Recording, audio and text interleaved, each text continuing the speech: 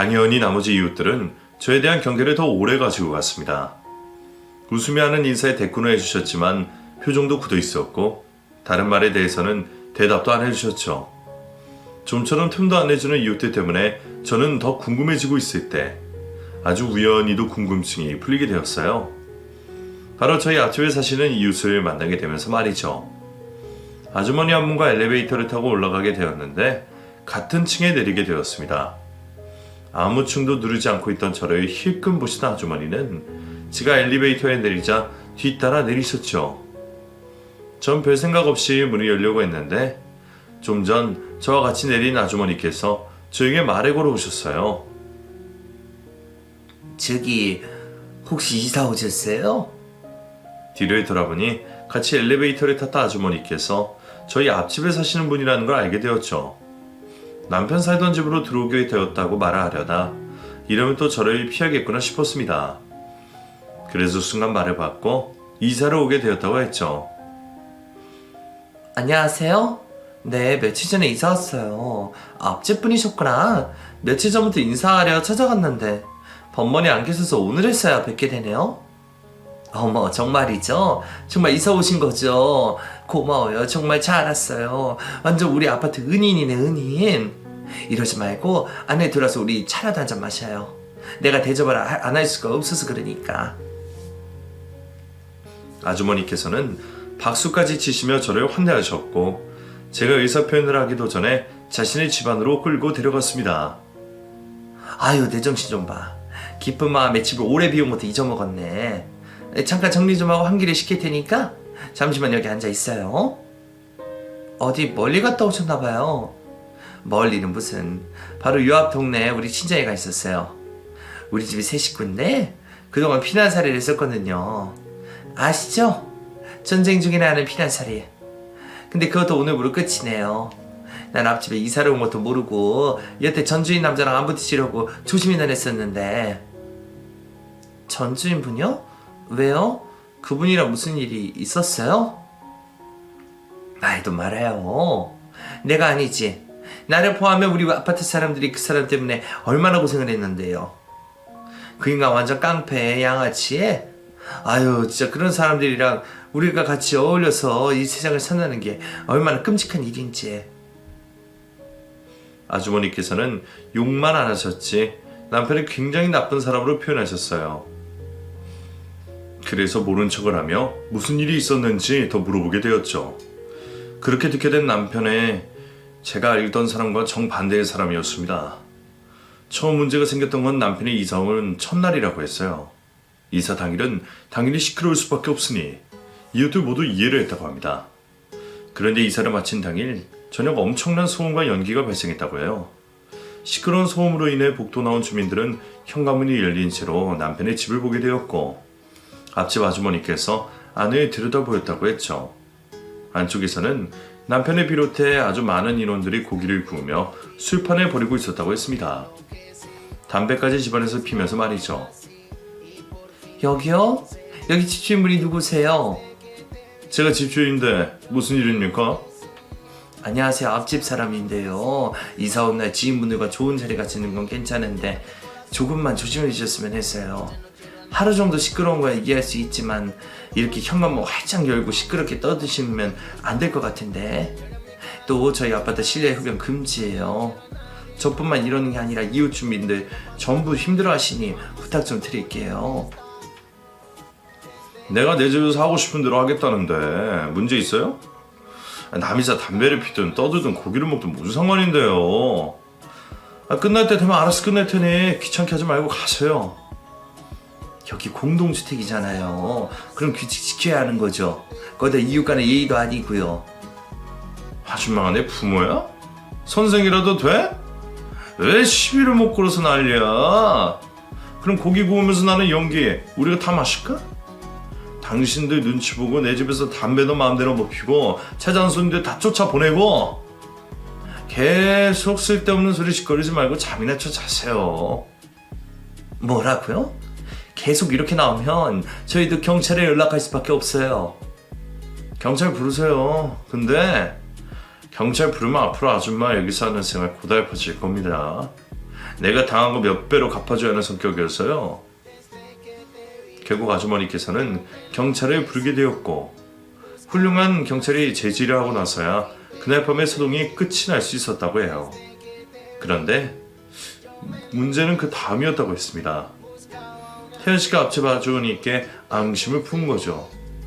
태연씨는 별것도 아닌 일에 앞집 어머니 집을 시도 때도 없이 신고했고 마주칠 때마다 노려보면서 겁을 줬다고 해요. 나중에는 조폭 같은 사람들까지 불러들여서 현관문을 열어놓고 왔다 갔다 하는 아주머니 가족들을 노려보며 협박을 해왔다고 했죠. 집 밖으로 작은 소리만 흘러나오면 마치 죽일 듯이 달려들어 현관문을 내리쳤다고 합니다. 쾅쾅쾅. 누구세요? 앞집 사람인데요. 왜 이렇게 시끄러워요? 당신들 때문에 내가 살 수가 없잖아. 공동주택 뭐 어쩌고라며. 근데 왜 시끄럽게 우는 건데? 사람 미친 걸 보고 싶어? 위협을 해오는 남편을 경찰에 신고하려고도 했지만 남편 집을 수시로 드나드는 조폭 같은 남자들을 보고 무서워서 신고를 하지 못했다고 했습니다. 그래서 최대한 마주치지 않고 소리도 새어나오지 않게 조심히 생활을 했다고 하셨죠. 밑에 집과 이웃집 이웃들도 남편과 문제가 생기고 소동이 벌어져 아파트 전체에 소문이 나게 되었고 이를 중재하려던 경비 아저씨마저 남편에게 폭행을 당하게 되었다고 했어요. 결국 아파트 주민 모두들 남편을 무서워하고 겁을 내게 되었고 남편은 아파트 한 동을 자기 집처럼 사용했다고 했죠. 그뿐만이 아니었어요. 아주머니 말씀으론 남편 집으로 술집에서 일할 것 같은 여자들이 수시로 바뀌어가며 드나들었다고 했습니다. 어린 자녀가 있었던 아주머니께서는 남편부가 상의 끝에 인근에 있는 친정으로 들어가 생활을 하게 되셨다고 하셨죠. 그래서 저에게 피난살이를 하게 되었다고 말씀을 했던 거였습니다. 아주머니께 모든 이야기를 듣고 난 이후 이대로 아주머니를 속이면 안 될 것 같다는 생각에 죄송하다는 사과를 드리며 솔직한 제 사정을 말씀드리게 되었죠. 아주머니께서는 불같이 화를 내시다 갑자기 제 손을 잡고선 남편을 설득시켜 이 아파트를 떠나달라 부탁하셨습니다. 아주머니 눈빛을 보니 방금 전까지 들었던 이야기를 안 믿을 수가 없었어요. 그 뒤로 아랫집, 윗집 이웃들께라도 남편과 있었던 일을 듣게 되었습니다. 두 사람 모두 층간소음 관련 문제였는데 아랫집은 남편이 낸 층간소음을 조심해달라고 찾아갔다 대려 욕을 먹고 협박을 당했다고 했어요. 저 아랫집 사람인데요. 며칠 전부터 소리가 났는데 계속 들려서 연락드려요. 다른 시간은 상관없는데 밤 늦은 시각은 조심 좀 부탁드릴게요. 아씨, 여기 사는 새끼들 전부 다 죽고 싶어서 환장한 놈들인가? 당신이 뭔데 나보고 조심하라는 거야? 여기서 또 조심하면 나보고 이 집에 살지 말라는 거 아니야? 한번 내 마음껏 살아봐. 내가 앞으로 당신 집에서 잠 한숨도 못 자게 만들어줘. 밑에 집 사람들에게는 별것도 아닌 층간소음으로 자신이 찾아왔다고 욕을 해놓고는 윗집에서 내는 작은 소음에도 더 신경질적으로 반응을 했다고 합니다. 문이 부서져라 두들기는 소리에 윗집이 사실은 남편분께서 나가봤더니 남편이 씩씩거리며 서 있었다고 해요. 무슨 일로 오셨어요? 당신들 미친 거 아니야? 시끄러워서 살 수가 없잖아. 네? 저희가요? 저희 아무것도 한 게 없는데? 뭐 한 게 없어? 방금 쿵 하고 소리 난 거 뭔데? 그건 손이 미끄러져서 그릇을 떨어뜨려서 그런 거예요. 그거 한 번 빼고는 딴 소음 낸 게 없는데 시끄러웠다면 죄송합니다. 앞으로 조심하겠습니다. 일이 이미 벌어졌는데 사과는 필요 없고 당신들 어떻게 할 거야? 당신들 때문에 잠달아난 나 어떻게 해줄 거냐고? 살다 보면 실수 정도 한 번 할 수 있지. 일부러 그런 것도 아니고 딱 한 번 실수를 낸 소리로 이렇게 소리 지르시면 어떡합니까? 누구는 소리 못 질러서 이러는 거예요? 뭐? 이게 잘못해놓고 어디다 눈을 지켜두고 있어? 이 새끼 인생 종치고 싶어? 이게 죽을라고. 아저씨, 계속 이웃 주민들에게 폭언하는데 사람들이 겁먹어서 가만히 있는 것 같으세요? 아저씨랑 엮기 싫어서 이러는 거지. 적당히 하세요. 누구는 소리 못 질러서 듣고만 있는 줄 아닙니까? 그래? 겁먹은 게 아니라고? 그래. 너 여기서 딱 기다려. 태연 씨는 자신의 집으로 들어가 칼까지 들고 나왔다고 합니다. 그리고는 현관을 두들기며 남자보고 나오라고 했다고 해요. 신고를 받고 온 경찰에서 체포되어 파출소로 끌려갔지만 큰 처벌은 받지 않았던 것 같습니다. 그날 이 아파트 주민들은 태연 씨를 피해 다녔고 태연 씨는 아파트 전체가 지 집인 것처럼 행동했었고요. 이웃들이 목격하고 경험한 태연 씨는 제가 알고 있던 사람이 아니었습니다. 같은 사람이라고 생각할 수조차 없게 전혀 다른 두 가지 얼굴을 하고 있었죠. 전 남편의 오랜 친구이고 내가 힘들 때 힘이 되어준 남자였기 때문에 이전에는 한 번도 궁금해하지 않던 남편의 본 모습이 궁금해지기 시작했죠. 그래서 남편에 대해 알아보기로 했습니다. 남편의 하고 있는 사업부터 알아보기로 했죠. 과거에도 남편에 따라 몇 번 회사 사무실을 찾아간 적이 있었는데 그때만 해도 평범한 부동산 관련 사업을 하는 회사라고 생각했습니다. 그런데 그건 위장인 것 같더라고요. 인터넷으로 남편 회사 전화번호를 검색해서 뒤져본 결과 불법적인 일을 하고 있다는 걸 예상할 수 있었죠. 불법 심부름 업체와 함께 사채업을 하는 번호로 검색이 되었습니다. 혹시나 해서 친구에게 부탁을 해 문의를 해본 결과 불법적인 일을 하는 곳이 맞다는 걸 확인할 수 있었죠. 하면 팔수록 남편이 저에게 했던 말 중 진실이 거의 없었다는 걸 알게 되면서 남편에 대한 믿음이 사라져갔습니다. 제가 알고 있는 남자가 아무 거리낌 없이 범죄를 저지르고 어두운 세계에 있는 사람이라면 이 결혼을 유지할 수 없다고 생각했죠. 그래서 이혼 소송에 필요한 증거를 찾기 위해 남편에 대해 더 알아보게 되었고 남편이 회사를 나갈 때마다 서재를 뒤지게 되었죠. 그러던 도중 충격적인 사실을 알게 되었습니다. 남편의 서류철 안에 익숙한 이름을 보게 되었거든요. 바로 죽은 전 남편의 이름을 말이죠. 전 남편이 사업을 했다 망하게 되었던 코인 사업에 대한 사업 계획서가 있었어요. 그런데 왜 이걸 남편이 가지고 있나 싶었습니다. 혹시 전 남편의 죽음에도 관련이 되어 있나 싶었던 저는 이를 알아보게 되었죠. 죽은 전 남편의 친구들을 만나 코인 사업에 대해 알아보게 되었어요. 그 당시 다들 사회적 거리두기 때문인지 남편의 사업에 대해서는 잘 알지 못한다고 했죠. 그러다 한 친구분에게 결정적인 이야기를 듣게 되었습니다. 코인 사업을 죽은 전 남편이 계획하고 제안했던 게 아니라는 말이었죠. 죽은 전 남편의 오래된 지인이 사업에 대해 도움을 주겠다며 먼저 접근을 했다는 말을 들었다고 했습니다. 그 이야기를 듣자 떠오르는 사람이 하나 있었어요. 바로 전 남편의 절친한 친구였고 지금 저와 같이 살고 있는 태연 씨였죠. 그 이야기를 듣고 난 후 전 남편의 유품이었던 노트북을 켜고 파일들을 하나씩 확인해보고 있었습니다. 그리고 거기에서 전 남편이 태연 씨에게서 사업을 제안받고 돈을 빌린 내용이 있는 대화 내용의 캡처 사진을 확인하게 되었죠. 남편에게 이 증거들을 보여주며 전 남편의 죽음에 대한 책임을 물어볼 수도 있었지만 그럴 수가 없었어요. 이웃들에게 듣게 되어 알게 된 모습과 불법적인 일들에 손을 대고 있는 남편을 생각하니 모든 사실을 알게 된 저를 가만히 두지 않을 수도 있을 거라는 생각이 들었습니다. 그렇다고 남편과 같이 더 생활할 수도 없었어요. 잠깐이야 아무렇지 않은 척 지낼 수 있었지만 분명 남편은 제가 자신을 어려워하고 두려워한다는 걸 눈치챌 테니 말이죠. 방법은 하나뿐이라고 생각했어요. 모든 증거를 가지고 경찰에게 도움을 청할 수밖에 없다고 생각했죠. 전 남편의 죽음에 대한 증거가 더 필요했습니다. 사체로 전 남편의 죽음에 이르게 했다는 확실한 증거를 말이죠. 집에는 다 뒤져보았으니 더 이상 나올 게 없었습니다. 그렇다면 남은 건 남편의 회사 사무실밖에 없었죠. 그날 밤 남편의 사무실에 찾아가 확인해 보기로 했어요. 당장은 남편이 집안에 같이 있었기 때문에 평소처럼 행동을 했고 그날 밤 남편이 잠든 틈을 타 야환 도주를 하게 되었습니다.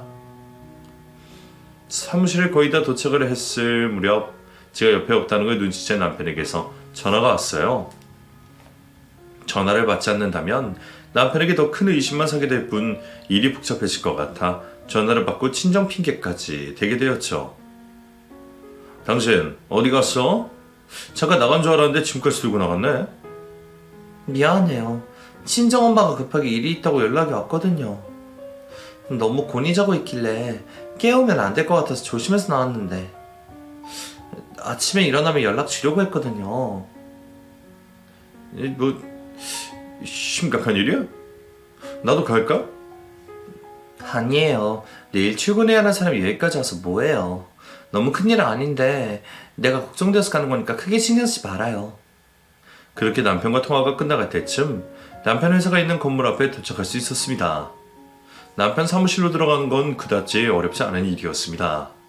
이전에도 남편 사무실을 찾아간 적이 있어 보안업체 해지 비밀번호를 알고 있었거든요. 그렇게 도착한 남편 사무실에서 전 급하게 전 남편과 관련된 서류들을 찾게 되었습니다. 남편의 회사 직원들이 출근을 하기 전 관련된 서류를 찾아 했으니까요. 그 많은 서류들을 정신없이 처리하면서도 꼼꼼히 확인을 했습니다.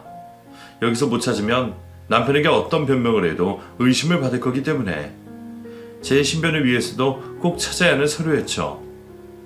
그렇게 한참 동안 서류를 찾던 끝에 드디어 전 남편과 관련된 서류들을 찾을 수 있었어요. 전 남편이 친한 친구였던 태연 씨에게 당했는지 알 수 있는 서류들이었죠.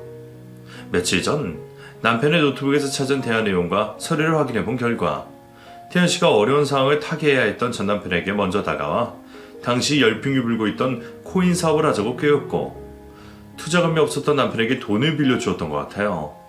물론 자신의 사채 회사가 아닌 척을 하고 다른 사람을 내세해서 말이죠.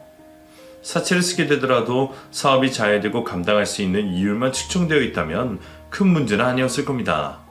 그런데 문제는 말도 안 되는 이율이었죠. 전 남편은 친한 친구가 소개시켜준 투자처였기 때문에 태연 씨를 믿고 계약서를 꼼꼼히 확인하지 않은 듯 합니다. 하기야 꼼꼼히 확인하더라도 소용이 없었을 거예요. 이율이 다른 계약서가 2장이나 있고 위조된 남편의 인감도장이 있는 걸로 봐서는 태연 씨가 남편의 원 계약서를 빼돌린 후 높은 이율이 측정된 계약서를 위조해 만들어낸 것 같습니다. 이후 코인 사업이 제대로 되지 않고 망하게 되자 태연 씨는 남편을 강하게 압박했던 것 같습니다. 남편의 가장 친한 친구였기 때문에 가게 보증금과 아파트 금액 등등 돈 뽑아낼 수 있는 곳을 잘 알고 있었으니까요. 태연 씨는 남편 앞에서는 친한 친구로서 사업을 제안한 걸 미안한 척을 하며 연기를 하고 있었고 뒤에서는 친구의 등골까지 빼먹었던 겁니다. 그 결과 남편이 극단적인 선택을 했던 거였고요.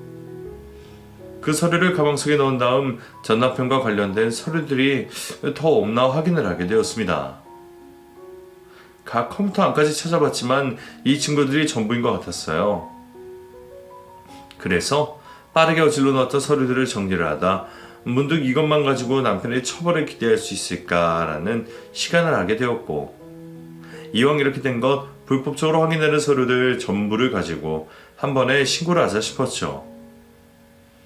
그래서 정리하고 있던 서류들을 있는 대로 챙겨 차 안으로 실었습니다.